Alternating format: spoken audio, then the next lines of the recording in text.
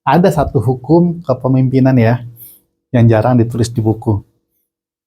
Tapi ini terus terbukti di lapangan, teman-teman. Gitu.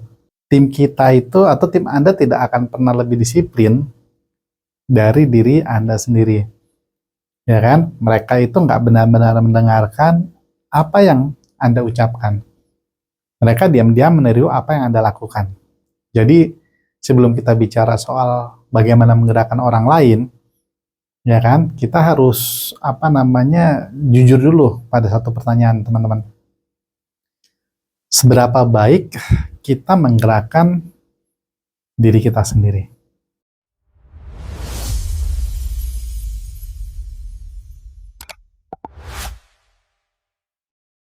Selamat datang kembali di Unlock Your Hidden Potential. Saya Yohanes Endo. Ini adalah sesi ketiga, teman-teman. Di 2 sesi sebelumnya, kita sudah memahami bahwa kepemimpinan adalah seni. Dan bahwa seni itu dimulai dari yang namanya mengenal diri sendiri. Hari ini kita naik satu anak tangga dari mengenal diri sendiri menuju bagaimana memimpin diri. Karena mengenal saja itu nggak cukup, teman-teman. Jadi banyak orang sangat paham kelemahannya, tetapi nggak tahu melakukan apapun terhadapnya. Jadi mengenal diri itu seperti map ya, teman-teman. Memimpin diri itu ada perjalanannya. Ya, jadi memimpin diri sendiri saya rangkum dalam 3 pilar sederhana. Yang pertama adalah disiplin, yang kedua itu integritas, teman-teman, dan pengelolaan energi. Jadi kita akan bahas satu persatu karena ketiganya itu adalah fondasi yang akan menentukan apakah kepemimpinan kita berdiri kokoh atau goyah saat ditiup angin, gitu. Oke, pilar pertama itu yang namanya disiplin, teman-teman. Tapi izinkan saya membongkar dulu salah satu paham besar tentang kata ini, ya kan? Jadi banyak orang mengira bahwa disiplin itu adalah soal motivasi yang membara, yang menggebu-gebu. Padahal motivasi itu seperti cuaca, teman-teman, betul ya. Datang, pergi gitu ya. Nggak bisa diandalkan lah yang namanya motivasi itu. Disiplin sejati justru bekerja ketika motivasi itu lagi nggak ada, gitu. Disiplin adalah kemampuan menepati janji pada diri sendiri. Bahkan ketika perasaan sedang menolak. Jadi nggak mut-mutan, teman-teman ya. Nggak moody gitu ya. Pemimpin yang hebat itu bukan orang yang selalu bersemangat. Mereka adalah orang yang tetap bergerak meski sedang tidak bersemangat. Clear ya, teman-teman ya. Jadi saya belajar ini dari hal-hal kecil ya. Misalkan contoh satu, bangun selalu di jam yang sama gitu ya, menepati tenggatnya saya tetapkan sendiri, bukan hanya tenggat waktu tapi tenggat juga dari atasan, timeline lah gitu ya, atau deadline. Menyelesaikan apa yang saya mulai. Kemudian hal-hal kecil ini lihat remeh, tetapi mereka sedang membangun sesuatu yang jauh lebih besar, itu teman-teman ya, kepercayaan terhadap diri sendiri. Jadi setiap kali teman-teman menetapi janji pada diri sendiri ya, sebetulnya teman-teman itu sedang mengirim pesan ke alam bawah sadar teman-teman ya, bahwa kata-kata Anda itu bisa dipegang, dan orang yang bisa memegang kata-katanya sendiri ya, itu jauh lebih mudah dipegang kata-katanya oleh orang lain. Ya, jadi saya mempelajari sih seperti itu ya, teman-teman, dari banyak sumber ya. Kemudian pilar yang kedua, teman-teman, yang tadi saya beri nama integritas ya. Saya suka mendefinisikan integritas itu dengan cara sederhana. Ya, integritas itu adalah ketika siapa Anda di depan umum itu sama dengan siapa Anda ketika tidak ada yang melihat. Itu teman-teman ya. Jadi nggak acting. Di dunia kerja ini diuji setiap hari dalam keputusan-keputusan kecil. Ya, apakah Anda mau mengakui kesalahan meski tidak ada yang tahu Anda yang salah? Oke, ya. Apakah Anda tetap adil pada orang yang mungkin nggak Anda sukai? Apakah Anda menjaga rahasia tim seperti Anda ingin rahasia Anda dijaga? Ya, nggak bocor lah gitu ketika ada tim yang curhat kepada kita gitu. Jadi integritas itu mahal justru karena integritas itu sering tidak terlihat dan jarang langsung dihargai, teman-teman. Tetapi ya adalah mata uang kepercayaan jangka panjang. Setuju ya? Jadi reputasi bisa dibangun dalam bertahun-tahun dan runtuh dalam satu keputusan. Saya pernah melihat pemimpin yang sangat bagus banget lah, kehilangan seluruh wibawanya hanya karena satu kali memilih jalan pintas yang nggak jujur, ya. Jadi tim itu sebenarnya sangat panjang ingatannya teman-teman. Mereka memaafkan ketidaksempurnaan, tetapi mereka jarang melupakan ketidakjujuran gitu ya. Nah, kemudian yang ketiga teman-teman ya, yang tadi saya kasih nama pengelolaan energi, ini juga sering dilupakan, padahal ini sangat menentukan menurut saya gitu ya. Jadi banyak pemimpin itu fokus mengatur waktu, tapi lupa mengatur energi. Padahal Anda bisa punya banyak waktu dengan energi yang habis. Ya kan? Dan di kondisi itu Anda tidak memimpin dengan baik. Kepemimpinan adalah pekerjaan yang menuntut secara emosional, teman-teman. Ya, Anda menyerap kecemasan tim. Anda menahan tekanan dari atas, tapi Anda harus tetap tenang ketika semua orang itu panik. Itu nguras banget energinya, teman-teman. Ya, kalau Anda nggak ngisi ulang, Anda akan memimpin dari kondisi yang kosong, dan itu bahaya banget, gitu, karena energinya habis, gitu teman-teman. Jadi mengelola energi itu berarti tahu, ya kan, apa yang mengisi Anda dan apa yang menguras Anda, lalu mengatur ritme dengan sengaja, gitu teman-teman ya. Jadi tidur yang cukup itu bukan sebuah kemewahan, itu tanggung jawab kepemimpinan. Oke, olahraga, ya kan, waktu hening atau me time lah ya, sekarang orang bilang, hubungan yang sehat di luar pekerjaan, semua itu bukan gangguan terhadap karir Anda, melainkan bahan bakar yang membuat karir itu berkelanjutan, ya kan. Pemimpin yang membanggakan diri karena tidak pernah istirahat sebenarnya sedang membanggakan sesuatu yang akan menghancurkannya pelan-pelan, gitu. Jadi nggak balance gitu loh. Jadi kan masih harus ada kehidupan di luar juga, harus ada kehidupan dengan komunitas-komunitas di luar di luar pekerjaan gitu.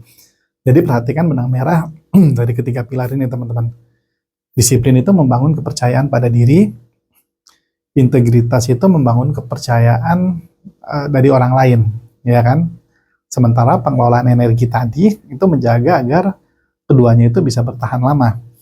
Jadi ketiganya bermuara pada satu kata, keteladanan gitu. Karena pada akhirnya menurut saya ya, cara paling jujur untuk memimpin orang lain adalah dengan menjadi pribadi yang layak diikuti, ya kan? Bahkan sekalipun ya seandainya Anda nggak punya wewenang apa-apa atas mereka gitu, ya kan?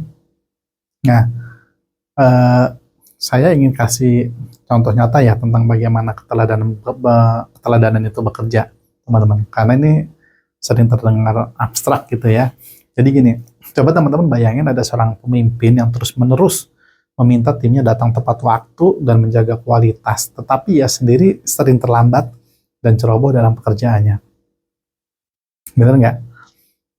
Berapapun seringnya ya kasih briefing di meeting tentang disiplin, ya pasti timnya nggak akan menganggapnya serius, gitu teman-teman. Tapi coba lihat sebaliknya, seorang pemimpin yang jarang berbicara tentang disiplin, tapi konsistensi di dalam kerjanya itu menunjukkan melalui tindakan-tindakannya. Jadi selalu konsisten, akan mengeluarkan standar itu tanpa perlu banyak kata-kata kepada timnya. Tim itu akan membaca tindakan itu jauh lebih keras gitu ya daripada kata-kata. Ini adalah hukum dasar yang nggak bisa dilanggar, teman-teman. Gitu ya. Jadi Anda tidak bisa menuntut sesuatu yang Anda sendiri nggak bisa jalani atau Anda sendiri belum jalani gitu. Ya. Sekarang saya bongkar sedikit lebih dalam soal disiplin. Karena ini sering disalahpahami sebagai sesuatu yang kaku dan menyiksa. Ya, disiplin yang saya maksud bukan kekakuan tanpa jiwa, teman-teman. Mantap ya bahasanya. Melainkan kebebasan yang dibangun dari kebiasaan yang baik, teman-teman. Jadi pikirkan seperti ini. Orang yang tidak disiplin itu sebenarnya nggak lebih bebas gitu. Dia justru menjadi budak dari suasana hatinya yang berubah-ubah, teman-teman. Sementara orang yang disiplin itu justru karena kebiasaan baiknya sudah otomatis jalan, teman-teman, ya, dia punya lebih banyak energi mental yang tersisa untuk hal-hal yang yang benar-benar penting gitu, karena kedisiplinan tadi membebaskan dia dari pertempuran kecil setiap hari, karena kan udah konsisten dijalankan, ya, sehingga dia bisa menyimpan tenaga untuk istilahnya pertempuran yang lebih besar lagi gitu, untuk fight yang lebih penting lagi gitu. Saya juga ingin coba bicara jujur tentang godaan integritas di dunia kerja, teman-teman, karena ujian terbesarnya jarang berupa pilihan dramatis antara baik dan jahat. Ujian integritas yang sesungguhnya biasanya kecil dan halus gitu, teman-teman, ya kan? Kayak gulanya donat, halus gitu, ya. Membulatkan sedikit angka dalam laporan agar terlihat lebih bagus, misalkan, ya kan? Menyalahkan keadaan untuk kesalahan yang sebenarnya mereka buat, atau berjanji pada klien tentang sesuatu yang kita tahu sulit ditepati demi menutup kesepakatan hari ini, biar closing lah gitu ya gampangnya ya. Semua ini terasa kecil saat dilakukan, tetapi setiap kompromi yang kecil tadi sedikit demi sedikit itu mengikis fondasi kita sampai suatu hari kita tidak lagi mengenali standar diri kita sendiri, teman-teman, ya. Jadi sebuah integritas itu dijaga atau hilang justru di keputusan-keputusan kecil yang kita kira tidak ada yang memperhatikan gitu, ya. Kemudian tentang pengelolaan energi, ya. Misalkan saya ingin menambahkan satu hal yang sering diabaikan, yaitu yang namanya emosi, teman-teman ya, energi emosional. Kita biasa memikirkan energi fisik ya, tapi sebagai pemimpin sumber kelelahan terbesar itu seringkali bukan fisik, saudara, tapi energi emosional, lelah gitu, saudara. Kalau fisik kan capek, ini lelah, ya, menahan diri untuk tetap sabar, ya, menyerap kecemasan orang lain, menjaga wajah tetap tenang ketika di dalam diri tuh lagi khawatir banget gitu ya. Semua ini nguras banget loh tabungan emosional kita, energi kita. Maka penting untuk mengenali aktivitas atau orang yang mengisi ulang energi emosional kita, teman-teman, dan dengan sengaja menyediakan waktu untuk itu, gitu ya. Jadi bukan sebagai hadiah setelah semua pekerjaan selesai ya, tapi ini sebagai bagian dari cara Anda menjaga agar mesin energi itu tetap nyala, teman-teman, ya, gitu ya. Jadi saya ingin menutup bagian sesi ini dengan satu pemikiran yang menjadi inti dari memimpin diri, ya, teman-teman. Banyak orang menunggu sampai mereka punya jabatan untuk mulai bersikap seperti pemimpin. Padahal urutannya justru terbalik menurut saya. Orang biasanya diberi jabatan karena mereka sudah lebih dulu menunjukkan kualitas seorang pemimpin. Dan kualitas pertama yang terlihat adalah bagaimana mereka memimpin diri sendiri. Umumnya seperti itu ya, teman-teman ya. Atasan dan rekan kerja itu diam-diam memperhatikan apakah orang ini bisa diandalkan tanpa diawasi, apakah ia menepati kata-katanya, apakah ia menjaga standarnya sendiri, gitu teman-teman ya. Jadi jawaban atas pertanyaan-pertanyaan seperti itu sudah kita berikan setiap hari kepada diri kita sendiri jauh sebelum ada yang menawari kita promosi, menunduki menjadi seorang pemimpin gitu ya.